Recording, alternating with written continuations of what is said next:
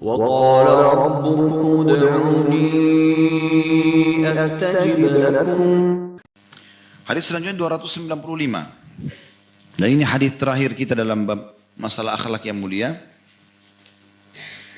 Imam Bukhari berkata rahimahullah, Ibrahim bin Al-Munzir mengabarkan kepada kami, ia berkata, Ma'an mengabarkan kepada kami dari Muawiyah, dari Abdurrahman bin Jubair, dari ayahnya, an Nawas bin Sam'an Al-Ansari radhiyallahu anhu, annahu sa'ala Rasulullah sallallahu alaihi wasallam 'anil birri wal ithm.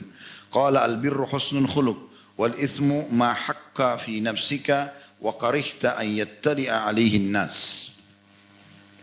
Dari Nawas bin Sam'an Al-Ansari radhiyallahu anhu bahwa ia bertanya kepada Rasulullah sallallahu alaihi wasallam tentang pahala atau kebaikan dengan dosa. Maka beliau sallallahu alaihi wasallam menjawab, kebaikan itu berkumpul semuanya di akhlak yang mulia atau akhlak yang baik. Dan dosa, kau bisa tahu itu perbuatan dosa atau bukan, adalah apa yang menyesakkan dalam jiwamu dan engkau tidak suka jika orang lain mengetahuinya. Kandungan hadis ini yang pertama, di antara contoh perbuatan yang menunjukkan akhlak yang mulia adalah menyambung silaturahim, kejujuran, kelemah lembutan, menjaga diri dari yang haram, pergaulan, dan juga persahabatan yang baik serta ketaatan kepada Allah Ta'ala. Ini contoh-contoh akhlak yang mulia tentunya. Yang kedua, akhlak yang mulia akan mewariskan ketenangan dalam hati, jiwa yang lapang, serta timbulnya rasa malu terhadap manusia atas maksiat yang dilakukannya. Dan yang terakhir, yang ketiga adalah termasuk dosa jika dalam hati seseorang timbul keraguan-raguan terhadap sesuatu atau ia membayangkan bahwa hal tersebut merupakan dosa, kesalahan, atau jika ia melakukannya maka ia benci jika orang lain mengetahuinya. Sebelum saya jauh menjelaskan, khusus bab bakhil 139 sudah kita paparkan ya. Jadi itu dilewati nanti di pertemuan-pertemuan akan datang, kita akan mulai di bab atau pasal 140.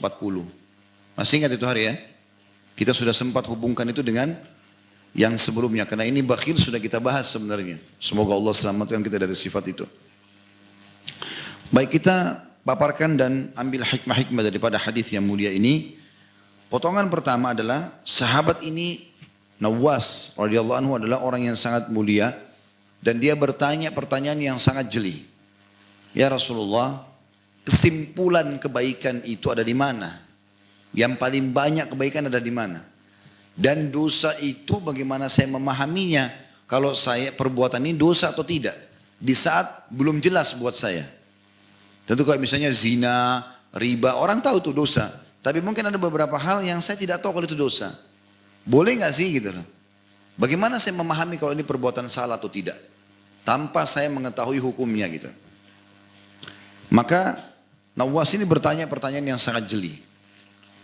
Ini pelajaran pertama, bagaimana jelinya seorang sahabat bertanya. Dan bolehnya seseorang bertanya ya, hal-hal yang dia butuhkan. Itu ada adab-adab dalam bertanya ya. Dia bertanya ya, hal-hal yang dibutuhkan dan yang dia butuhkan dari sisi agamanya ya. Kalau kita bicara masalah lingkup agama, tentu dia boleh bertanya apa saja. Yang penting selama pertanyaan itu positif saja, baik, tidak ada pelanggaran agama. Dia bertanya berhubungan dengan masalah agamanya kalau dia tidak faham. Karena ini semua akan ditanya oleh Allah SWT pada hari kiamat.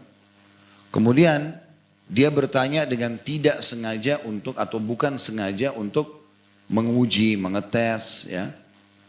Memang dia mau bertanya karena kebutuhan dia. Dia tidak perlu, dia tidak tanya gitu. Kemudian juga bertanya bukan untuk menyudutkan orang yang akan ditanya. Gitu kan. Sengaja mau menjatuhkan dia. Saya mau tes dia faham gak sih? Gitu. Ini juga tidak boleh tentunya ya. Ini adab-adab dalam bertanya. Dan pertanyaan ini kalau memang kita ikhlas karenanya, memang karena Allah ingin mencari pahala, maka pertanyaan itu justru menjadi ajang pahala. Misal di majelis begini ada yang bertanya, tulis kertas memang dia belum faham. Dia nanya nih, dia ikhlas karena ingin faham buat dirinya sebenarnya. Lalu orang lain dengar, orang lain pun jadi faham dan mengamalkan, maka dia akan panen pahalanya. Tapi di saat memang dia ikhlas untuk itu. Pelajaran yang kedua adalah jawaban Nabi SAW. Kebaikan itu terkumpul semua di akhlak yang mulia. Artinya kapan kau coba mengerjakan rangkaian-rangkaian akhlak yang mulia, jujur, amanah, tanggung jawab, bakti sama orang tua, dermawan, semua itu, maka berkumpul padamu semua kebaikan. Dan itu tentu tidak dilakukan kecuali orang-orang yang sudah tersentuh secara keimanan ya. Karena orang kalau mengerjakan kebaikan itu, memang dasarnya ada potensi iman dalam hatinya yang akhirnya membuat dia melakukannya. Apalagi kalau dia melakukan perbuatan tersebut karena mengejar dengan ikhlas apa yang Allah janjikan, itu puncak ibadah. Dia bersedekah karena dia ingin mendapatkan ridho Allah, dia ingin menambahkan rezekinya dia, dan seterusnya. Ini apa yang sudah disyariatkan dalam agama, maka itu berpahala sendiri. Kemudian yang perlu kita titik beratkan bagian yang ketiga dari hadis ini adalah, dan dosa adalah yang menyesakkan dalam jiwamu, dan engkau tidak suka jika orang lain mengetahuinya. Tentu sekali lagi kalau seandainya zina, riba, dosa-dosa besar, orang tidak sholat, orang umumnya tahu itu, gitu kan. Tapi kalau ada dosa yang kita tidak tahu nih, dosa nggak sih gitu. Bagaimana cara kita mengetahuinya? Maka Nabi berikan kata kunci. Selalu kau merasa ketakutan dan tidak nyaman dengan perbuatan itu, kemudian juga kau tidak ingin orang lain mengetahuinya. Subhanallah, misal contoh, ada orang tonton cuplikan tidak benar di HP-nya misal. Walaupun dia sendiri, muncul ketakutan gak? Ketakutan, dia gak mau takut kalau ada orang lewat langsung ditutup sama dia. Kenapa dia takut? Kalau memang itu sesuatu yang baik.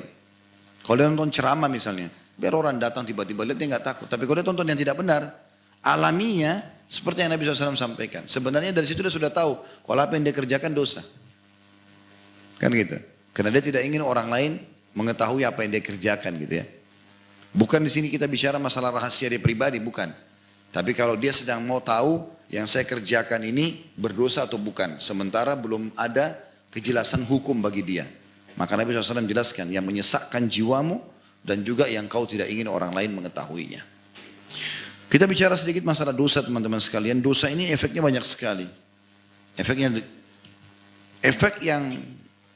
yang paling mendasar adalah hilangnya kenikmatan ibadah itu sendiri. Efek pertama dari maksiat adalah nanti akan hilang kenikmatan ibadah itu sendiri. Misalnya kehusyuan, semangat untuk mengerjakan ibadah itu akan hilang.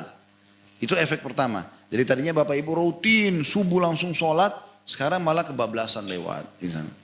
Yang tadinya Bapak Ibu suka sekali sedekah, tiba-tiba jadi malas melakukannya. Itu ada efek dari dosa. Makanya Abdullah bin Umar berkata, radhiyallahu anhu, aku pernah melakukan dosa kecil, tapi sudah cukup Allah haramkan aku untuk sholat subuh berjamaah di masjid sebulan. Diangkat itu, efek dosa itu akan datang. Ada kajian bedah buku, 2 buku yang kami bedah, berhubungan dengan masalah khusus tazkiyatun nafs, pensucian jiwa, yang berhubungan dengan masalah efek-efek maksiat. Yang satu itu hari Jumat, kebetulan besok insya Allah akan ada di Tebet, kalau Bapak Ibu kebetulan ada dekat sana, kita bedah buku judulnya Ad-Da' wad-Dawa, bukunya Ibnu Qayyim rahimahullah, tentang masalah bagaimana mengobati penyakit-penyakit hati. Nah itu kita jelaskan panjang lebar, banyak poin beliau jelaskan. Saya cuma memaparkan saja efek-efek maksiat itu sendiri. Hilangnya ilmu, hilangnya keberkahan hidup, kegelisahan, rusaknya rumah tangga, banyak yang terjadi. Ya, nakalnya anak-anak dan segala macam hal. Juga ada satu buku lagi, kalau nggak salah kemarin kita bedah itu, sebulan sekali. Judulnya Kiat-Kiat Hijrah. Nah di antara yang ditekankan oleh penulis itu adalah jadikan dosamu itu besar, atau anggap dosamu besar, dan tidak bolehnya seseorang itu menganggap dosanya kecil. Karena ada hadis Nabi SAW yang berbunyi, hati-hati kalian dengan dosa-dosa yang dianggap remeh. Kan cuma dosa kecil gitu kan. Karena perumpamaan itu seperti satu kaum yang turun di sebuah lembah, lalu mereka mau masak, mereka ingin membuat makanan, maka mereka butuh ranting-ranting yang dikumpulkan supaya bisa menjadi api gitu kan, potongan-potongan kayu. Maka setiap anggota tadi, orang-orang itu keluar, nyebar nyari ranting-ranting. Masing-masing yang ini membawa satu ranting, ini bawa satu ranting, ini bawa 2 ranting. Kecil-kecil, tapi akhirnya karena disatukan menjadi sebuah alat bakar yang besar dan menjadi api yang besar. Kata Nabi SAW, begitulah perumpamaan dosa-dosa kecil. Hari ini dilakukan 1 kali, besok sekali, lusa sekali, nanti lama-lama jadi besar dia. Dan akhirnya bisa membakar. Seperti itu gambarannya. Jadi kita memang dari awal harus menutup pintu-pintu itu. Maksiat itu tentu semaksimal mungkin ya. Manusia tidak bisa luput dari kesalahan. Tapi kita coba maksimal mungkin dan Allah berikan taufiknya. Yang penting Bapak Ibu mau dulu. Lakukan, tinggalkan itu. Haram, agama haram. Sudah saya nggak mau tahu. Mau orang goda enggak? Saya nggak mau lakukan. Sudah ini haram, nggak boleh. Kita komitmen dengan itu. Gitu kan. Godaannya memang besar, tapi kita berusaha untuk meninggalkannya. Kalau kita tinggalkan itu, maka secara otomatis nanti iman kita akan naik. Nah, iman kalau naik ini lebih khusyuk dalam sholat, lebih enak dan segala macam. Tidak ada efek-efeknya itu ya. Belum lagi hilangnya keberkahan hidup, ya. Belum lagi kegelisahan. Jadi orang subhanallah yang mabuk-mabukan semalaman di diskotik, bangun pagi, walaupun tidurnya lama, walaupun dia semalam merasa gembira, nyanyi-nyanyi segala macam, bangun pagi sumpek, walaupun orang kafir. Yang mereka dasarnya menganggap itu halal dalam agama mereka. Enggak ada orang ngindap dengan kemaksiatan lalu hidupnya tenang, besoknya enggak ada. Bahkan sebaliknya kata Nabi SAW, kalau manusia tidur diikat oleh 3 ikatan oleh syaitan. Kalau dia bangun, dia berzikir kepada Allah, baca zikir bangun tidur, dilepas 1 ikatan. Kalau dia wudhu, terlepas ikatan kedua. Kalau dia sholat, terlepas ikatan ketiga. Dan kau akan temui orang itu paling bahagia pada hari itu. Kata kunci kebahagiaan di situ. Kita biar tidur cuma 2 jam, 3 jam teman-teman. Berapa kali saya praktikin itu subhanallah. Cuma 2-3 jam tidur kadang-kadang malam. Karena adanya aktivitas yang harus saya selesaikan misalnya. Nggak bisa. Pagi habis subuh sudah harus ke masjid dan habis itu ada persiapan pengajian lagi. Tapi karena ke masjid sholat, pulang segar subhanallah. Dibandingkan dengan orang walaupun tidur dari habis isya langsung, tapi dia kebablasan subuhnya, kemudian dia bangun, kita akan temukan hari itu ada saja masalah yang dihadapi. Gitu kan? Ada saja masalah yang dihadapi. Jadi memang tidak mungkin salah apa yang telah Allah subhanahu wa ta'ala janjikan. Allahu a'lam.